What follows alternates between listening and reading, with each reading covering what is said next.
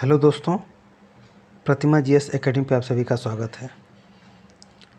दोस्तों, आज का प्रश्न है मध्याह्न भोजन की संकल्पना भारत में लगभग एक शताब्दी पुरानी है, जिसका आरंभ स्वतंत्रता पूर्व भारत के मद्रास महाप्रांत में किया गया था। पिछले 2 दशकों से अधिकांश राज्यों में इस योजना को पुनः प्रोत्साहित किया जा रहा है। इसके दोहरे उद्देश्यों, नवीनतम आदेशों और सफलता का समालोचनात्मक परीक्षण कीजिए। आप लोग लाइक करें, शेयर करें और जिन दोस्तों ने अभी तक हमारे चैनल को सब्सक्राइब नहीं किया, वो सब्सक्राइब कर लें।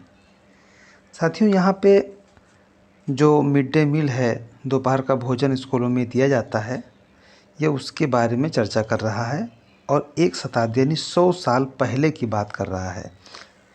तो यहाँ पे शुरू कैसे करेंगे?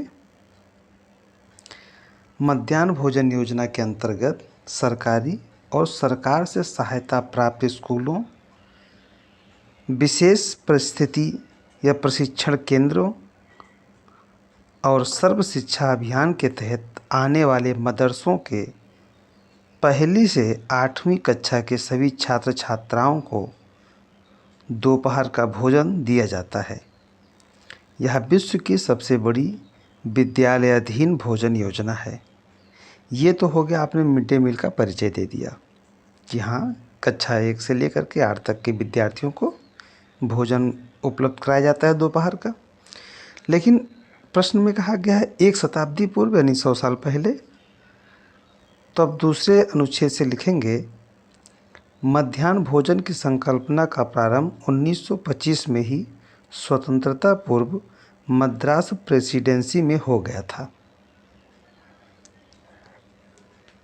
उसके पश्चात आप लिखेंगे कि 1980 और 90 के दशक के शुरुआती वर्षों में इसे कई राज्यों द्वारा लागू किया गया, किंतु भारत में इसकी विधिवत मतलब कानूनी रूप से शुरुआत 15 अगस्त 1995 को शिक्षा मंत्रालय के द्वारा किया गया था, जिसका पूर्व नाम मानव संसाधन विकास मंत्रालय था। योजना को प्रारंभ करने के महत्वपूर्ण कारक निम्न हैं। स्कूलों में विद्यार्थी की उपस्थिति बढ़ाना व माध्यमिक स्तर तक विद्यालय छोड़ने की प्रवृत्ति में कमी लाना। होता क्या था कि पहले लड़कियां विद्यालय छोड़ देती थीं, कई गरीब वर्ग के लड़के जो है विद्यालय छोड़ देते थे भोजन कमाने के लिए। लेकिन जब से सरकार ने मिड डे मील योजना दिया है तो इससे लोगों को लाभ हुआ है।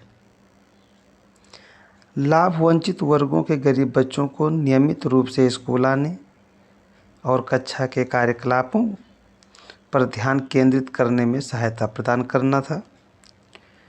बच्चों के पोषण स्तर में सुधार करना व लिंग भेद रहित समान पोषण को प्रोत्साहित करना। ग्रीष्म अवकाश के दौरान अकाल पीड़ित क्षेत्रों में प्रारंभिक स्तर के बच्चों को पोषण संबंधी सहायता प्रदान करना व जाति वर्ग संबंधी भेदभाव को खत्म करना। पहले किसी जाति के बच्चे के साथ कोई दूसरी जाति का, सवर्ण जाति के साथ, SC ST के जाति के साथ तमाम भेदभाव होता था, लोग नहीं खाते पीते थे। लेकिन मिड डे मील योजना ने इन दूरियों को भी कम करने की कोशिश किया है। अब सभी छात्र हैं, वो किस समुदाय से हैं, इसे बिना सोचे समझे एक साथ बैठ करके सभी बच्चे भोजन करते हैं मिड डे मील योजना के तहत। इस योजना के बेहतर क्रियान्वयन हेतु तथा इसके दायरे में विस्तार देने हेतु सरकार ने निम्नलिखित घोषणाएं की है। इस योजना का विस्तार अब नर्सरी के बच्चों तक करना है। मध्याह्न भोजन नियम 2015 को राष्ट्रीय खाद्य सुरक्षा अधिनियम 2013 के अंतर्गत अधिसूचित किया दिया गया है। राष्ट्रीय खाद्य सुरक्षा अधिनियम 2013 के बारे में आपको पता है कि लगभग पूरे भारत के 67% लोगों को मुफ्त अनाज 3 रुपया, 2 रुपया और 1 रुपया किलो, यानी 3 रुपये में चावल, 2 रुपये में गेहूं और 1 रुपये में मोटे अनाज दिए जाने का 35 किलो का प्रावधान किया गया है प्रति परिवार के रूप में। लेकिन यहाँ पर एक बात और ध्यान रखनी है कि जो खाद्य सुरक्षा अधिनियम के तहत मध्याह्न भोजन की बात कही गई है, उसमें भोजन की गुणवत्ता की जांच को अनिवार्य कर खाद्यान्न की उपलब्धता तथा इस पर निगरानी हेतु विद्यालय प्रबंधन समितियों की भूमिका का प्रावधान किया गया है। मध्याह्न भोजन योजना से निश्चित रूप से स्कूलों में बच्चों की संख्या में वृद्धि हुई है। वर्तमान समय में मध्याह्न भोजन योजना में गैर सरकारी संगठनों ने महत्वपूर्ण भूमिका निभाई है, जैसे अक्षय पात्र